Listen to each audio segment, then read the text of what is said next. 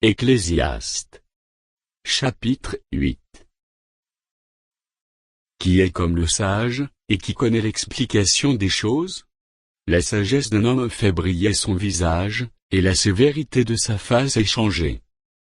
Je te dis, observe les ordres du roi, et cela à cause du serment fait à Dieu.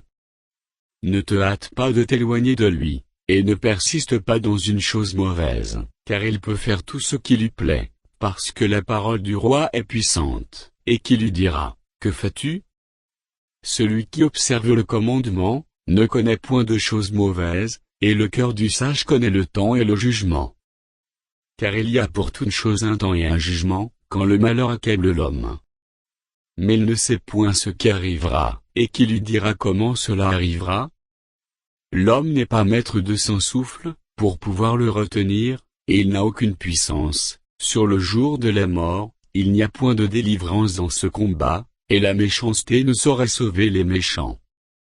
J'ai vu tout cela, et j'ai appliqué mon cœur à tout ce qui se fait sous le soleil.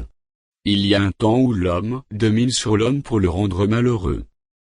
Alors j'ai vu des méchants recevoir la sépulture, et entrer dans leur repos, et ceux qui avaient agi avec droiture s'en allaient loin du lieu saint, et être oubliés dans la ville. C'est encore là une vanité.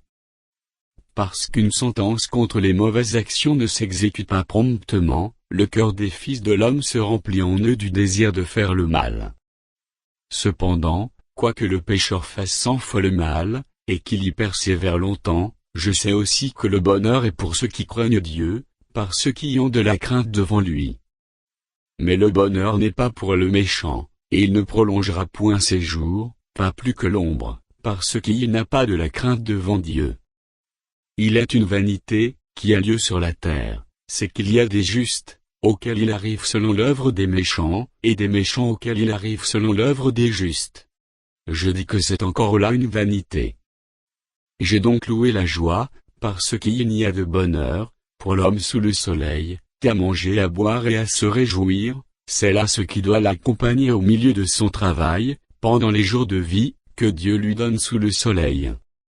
Lorsque j'ai appliqué mon cœur à connaître la sagesse, et à considérer les choses, qui se passent sur la terre, car les yeux de l'homme ne goûtent le sommeil ni jour ni nuit, j'ai vu toute l'œuvre de Dieu, j'ai vu que l'homme ne peut pas trouver ce qui se fait sous le soleil, il a beau se fatiguer à chercher, il ne trouve pas, et même si le sage veut connaître, il ne peut pas trouver.